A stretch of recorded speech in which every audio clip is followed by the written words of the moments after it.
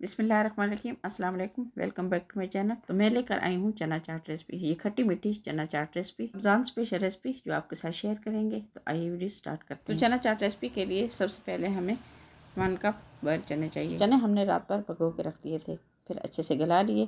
तो अब हम 1 कप इसमें चने ऐड करेंगे। हमारे पास 4 मीडियम साइज़ के आलू जिसे हमने बारीक कट किया, फिर इसे अच्छे से बॉयल किया, ये भी हम इसमें ऐड करेंगे। आलू प्याज टमाटर को हमने एक ही साइज़ में कट किया।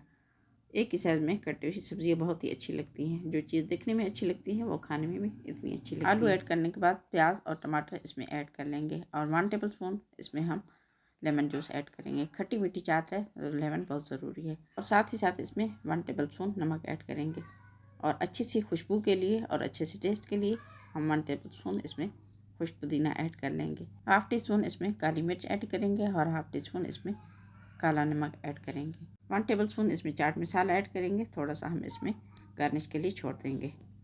तो पहले हम दही शामिल कर लेते हैं, उसके बाद गार्निश के लिए बाकी की चीज़ें इसमें ऐड कर लेंगे। तो अब हम इसमें दही शामिल कर लेते हैं। हाफ़ kg दही जिसे हमने अच्छे से फेंट लिया, अब हम इसमें ऐड कर लेंगे।